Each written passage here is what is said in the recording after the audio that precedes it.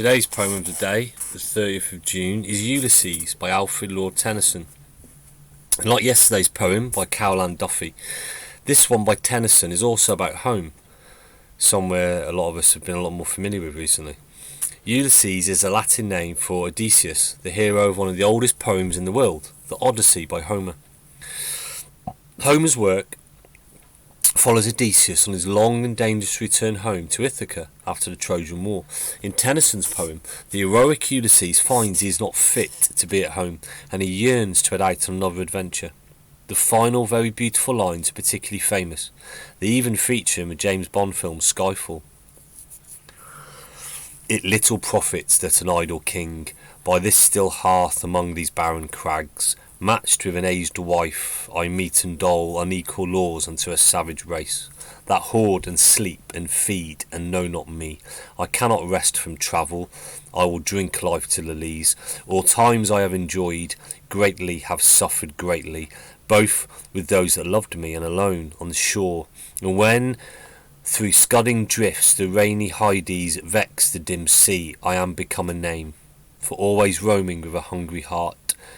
Much have I seen and known, cities of men and manners, climates, councils, governments, myself not least, but honoured of them all, and drunk delight of battle with my peers, far on the ringing plains of windy Troy.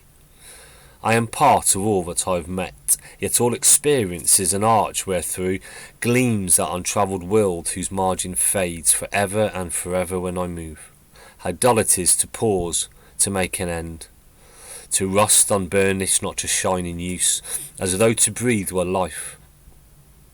Life piled on life were all too little, and of one to me little remains, but every hour is saved from that eternal silence, something more, a bringer of new things, and vile it were for some 3 suns to store and hoard myself, and this grey spirit, yearning in desire, to follow knowledge like a sinking star, beyond the utmost bound of human thought.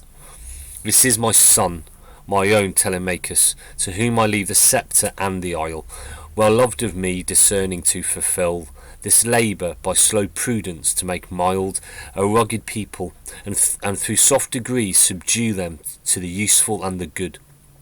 Most blameless is he, centred in the sphere of common duties, decent not to fail in offices of tenderness, and pay meet adoration to my household gods when I am gone. He works his work, I mine.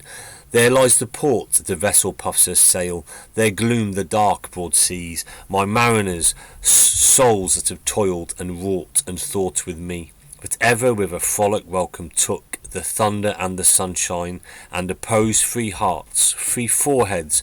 You and I are old. Old age hath yet his honour and his toil.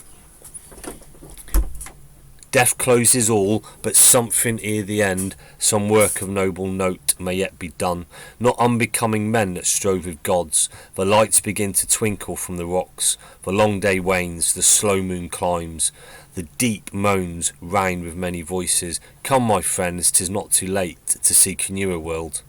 Push off, and sitting well in order smite the sounding furrows, for my purpose holds to sail beyond the sunset and the baths of all the western stars until I die. It may be that the gulfs will wash us down, it may be we shall touch the happy isles and see the great Achilles whom we knew. Though much is taken, much abides, and though we are not now that strength which in old days moved earth and heaven, that which we are, one equal temper of heroic hearts, made weak by time and fate, but strong in will, to strive, to seek, to find, and not to yield.